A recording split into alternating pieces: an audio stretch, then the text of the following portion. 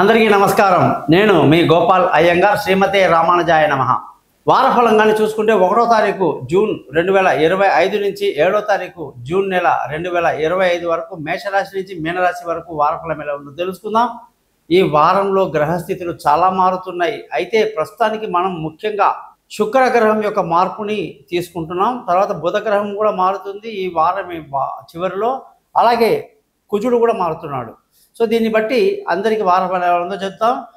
ఈ వారంలో శుక్రుడు మేషరాశిలో, సూర్యుడు బుధుడు వృషభ రాశిలో, గురువు మిథున రాశిలో, కుజుడు చంద్రుడితో కలిసి కర్కటక రాశిలో మొదలవుతున్నారు. అలాగే వారం చివరిలో కుజుడు సింహరాశిలోకి వస్తున్నారు.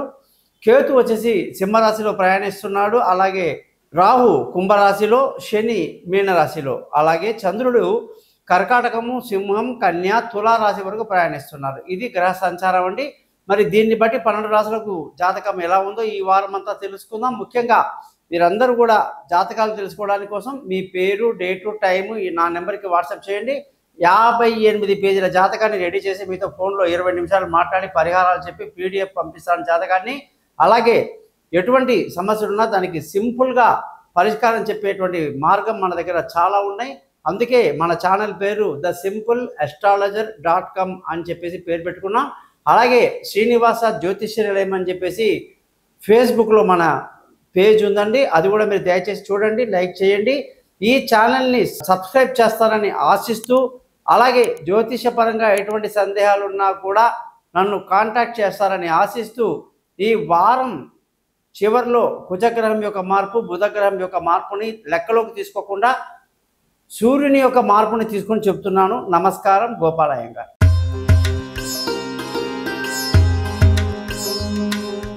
వృషభ రాశి వాళ్ళందరికీ కూడా 1వ తారీఖు జూన్ నుంచి 7వ తారీఖు జూన్ వరకు 2025 వారఫలం ఎలా ఉందో ఈరోజు తెలుసుకుందాం.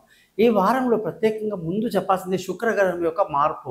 శుక్రుడు ఇన్ని రోజులు మీనరాశిలో ఉండి ఉచ్చస్థితిలో ఉండి పట్టిందల్లా బంగారమా అన్నట్టుగా వృషభ రాశిని చూసుకున్నాడు. అటువంటి శుక్రుడు ఇప్పుడు మేషరాశిలోకి రావటం వల్ల వ్యయంలోకి శుక్రుడు రావడంతో మనకి ముఖ్యంగా కొంచెం చికాకు, అనుకున్న పనులు జరగకపోవటం, ఏదైనా ఒకటి అనుకుంటే ఇంకోటి జరగడం లాంటి ఇబ్బందులు కొన్ని ఉంటాయి అన్నమాట. మనమే కొంచెం ఇబ్బందులు తెచ్చుకుంటాం అనేది గుర్తు చేసుకోవాలి. కానీ సంపూర్ణమైన ఆరోగ్యం ఉంటుందన్నమాట. సంపూర్ణ ఆరోగ్యం, ఎటువంటి అనారోగ్యం ఉన్న వాళ్ళు కూడా మంచి ఆరోగ్యంతో ముందుకు తీసుకెళ్తారు. శత్రువులు మిత్రులు అవుతారు. ఆ రుణ బాధలు బాగా తగ్గుతాయి అన్నమాట. అది ఈ బెనిఫిట్ అనేది శుక్రుడి వల్ల జరుగుతూ ఉంది. మరి ధన ఆదాయం, బుధగ్రహం యొక్క మార్పు చాలా బాగుంది. బుధుడు చాలా ధనాన్ని ఇస్తున్నాడు. కుటుంబ సంతోషాన్ని బాగా చూసుకుంటున్నాడు. చదువుల పట్ల పిల్లలకి బాగా శ్రద్ధ పెట్టిస్తున్నాడు.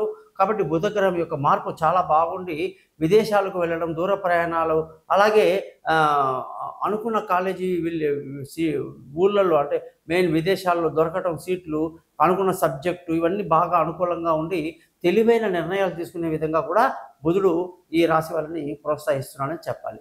ఇకపోతే చంద్రుడు మానసిక ధైర్యాన్ని బాగా ఇస్తున్నాడు. బంధువులతో, స్నేహితులతో చక్కటి రిలేషన్షిప్ని డెవలప్మెంట్ చేయిస్తున్నాడు. ముఖ్యంగా మానసిక ధైర్యాన్ని బాగా ఇవ్వటానికి కూడా చంద్రుడు సహకరిస్తున్నాడని చెప్పేసి వృషభ రాశి వాళ్ళకి చెప్పచ్చు. ఇకపోతే విలువైన వస్తువులు, భూములు, వాహనాలు, ఆస్తులు అన్నీ కూడా కొనటానికి ఈ యొక్క సూర్యగ్రహం చాలా అనుకూలంగా ఉంది. కాబట్టి ఈ రాశి వాళ్ళకి అన్ని లావాదేవీలు కూడా లాభదాయకంగా ఉంటుంది. తల్లి ఆశీస్సులు, ఆరోగ్యం బాగుంటుందని కూడా మనం చెప్పాలి. ఇకపోతే సంతానం విషయం, మనకి ఆరోగ్యపరమైన విషయాలు కూడా మీకు క్లియర్గా చెప్పాను. భార్యాభర్తల మధ్య ఈ చివరి వరకు అంటే ఈ వారం చివరిలో కుజగ్రహం యొక్క మార్పు వల్ల గతంలో ఉన్నటువంటి ఇబ్బందులన్నీ తొలగిపోయి భార్యాభర్తలు చాలా అన్యోన్యంగా ప్రేమగా ఉంటారని కూడా మనం చెప్పడం జరుగుతుంది. ఇకపోతే ఈ వారంలో పార్ట్నర్షిప్లో కొంచెం వ్యాపారాలు దెబ్బతినడము, పెళ్లి కాని వాళ్ళకి అంత తొందరగా పెళ్లి కుదరక కొంచెం ఉండడం, ఇవన్నీ కొన్ని ఇబ్బందులు ఉంటాయన్నమాట. ఇకపోతే ప్రేమికులకు కూడా అంత అనుకూలంగా ఉండదు అని చెప్పి చెప్తుందన్నమాట ఈ వాతావరణం. ఇక మీకు ఈ యొక్క గురుగ్రహం యొక్క మార్పు వల్ల మంచి లాభదాయకమైన వ్యాపారాలు, అలాగే చేస్తున్న వ్యాపారంలో మంచి డెవలప్మెంటు, కొత్త పెట్టుబడికి అవకాశాలన్నీ కూడా గురువు చక్కగా మనకి చూపిస్తూ ఉన్నాడు. ఇకపోతే శని ఎంత అద్భుతంగా ఉన్నాడంటే 11వ ఇంట్లో ఉండి మంచి అదృష్టాన్ని ఇస్తున్నాడు. అదృష్టం అంటే తండ్రులు, పెద్దలు, గురువుల దగ్గర నుంచి మంచి సహకారాలు ఇచ్చి మనకు జ్ఞానాన్ని ఇప్పిస్తున్నారు, ధర్మ మార్గాన్ని బోధిస్తున్నారు. ముఖ్యంగా అదృష్టాన్ని కూడా బాగా కలిగిస్తున్నాడు శని. ఇక ఉద్యోగ విషయానికి వస్తే ఉద్యోగంలో ప్రమోషన్లు, ఇంక్రిమెంట్లు, పై అధికారుల ప్రశంసలు బ్రహ్మాండంగా దిగ్విజయంగా ఈ రాశి వాళ్ళకి ఆ శని కల్పిస్తున్నాడని చెప్పేసి మనం చెప్పొచ్చు. ఇక ఉద్యోగం బాగుండి, వ్యాపారం బాగుంది, అలాగే అన్ని రకాలుగా కూడా వ్యాపార పరంగా కూడా ముందే మీకు చాలా అనుకూలంగా ఉందని చెప్పాను. ఇక ఖర్చుల విషయానికి వస్తే ఈ వారంలో ఖర్చులు బాగా అదుపులో ఉంటాయి. ఈ వృషభ రాశిలో మనకి కృతిక 2, 3, 4 పాదాల వాళ్ళు, ముఖ్యంగా రోహిణి నక్షత్రంలో 4 పాదాల వాళ్ళు, ముఖ్యంగా ఈ యొక్క మృగశిర 1, 2 పాదాల వాళ్ళు ఉంటారు. వీళ్ళందరికీ కూడా ముందుగా సూర్య మహాదశ కృతిక నక్షత్రానికి, చంద్ర మహాదశ రోహిణి నక్షత్రానికి, మృగశిర నక్షత్రం వాళ్ళకి కుజ మహాదశతో స్టార్ట్ అవుతుందన్నమాట. వాళ్ళ ఏజ్ని బట్టి దశలు, అంతర్దశలు మారుతూ ఉంటాయి. అవన్నీ మనం గమనిస్తూ ముందుకెళ్ళాలి. అలాగే మనకు ఎప్పుడన్నా ఈ గ్రహాల్లో చాలా నెగిటివ్గా ఏ గ్రహం ఉంది అని ఆలోచిస్తే శుక్రుడు, మెయిన్గా శుక్రగ్రహం మనకి ఇప్పుడు వ్యయంలో ఉండడం వల్ల రోజు శుక్రమంత్రాన్ని 20 సార్లు చదువుతూ శుక్రగ్రహానికి అధిదేవత లక్ష్మీ అమ్మవారిని చక్కగా కొలుస్తూ 5 లక్ష్మీ మంత్రాలు, శ్రీ సూక్తము, కనకధరా స్తోత్రము, లక్ష్మీ అష్టకము, అష్టలక్ష్మి స్తోత్రము, లక్ష్మీ అష్టోత్తరము, ఇవన్నీ రెగ్యులర్గా చదువుతూ శుక్రుడిని మనం కానీ బలపరిస్తే ఈ వారమంతా కూడా మనకి మానసిక స్థితి అన్నీ కూడా కంట్రోల్లో ఉండి బాగుంటాయని చెప్పేసి క్లియర్గా తెలియజేస్తున్నాను అనమాట. ఇకపోతే ఈ వారంలో ఇంకా నెగిటివ్ గ్రహాలు ఏమైనా ఉన్నాయా అంటే శుక్రుడు సెట్ చేసుకుంటే బుధుడు బాగున్నాడు, చంద్రుడు బాగున్నాడు, సూర్యుడు బాగున్నాడు, అలాగే కుజుడు ఈ వారం చివరిలో బాగుంటాడు. కాబట్టి కుజగ్రహానికి కూడా చిన్నగా 7 సార్లు కుజమంత్రం చదువుకోవటం కూడా ఈ వారం మీకు చాలా మంచిది. సుబ్రహ్మణ్య స్వామి గుడికి వెళ్ళడం, దండం పెట్టుకోవడం కూడా భార్యాభర్తల మధ్య ఉన్న గొడవలన్నీ కూడా తగ్గిపోయి బాగుంటారని కూడా మనం చెప్పవచ్చు. ఇక ఈ రాశి వాళ్ళందరికీ కూడా ఈ 2 గ్రహాలు తప్ప మిగతా అన్ని గ్రహాలు అనుకూలంగా ఉన్నాయి. శుక్ర కుజ గ్రహానికి పరిహారం చేసుకోండి.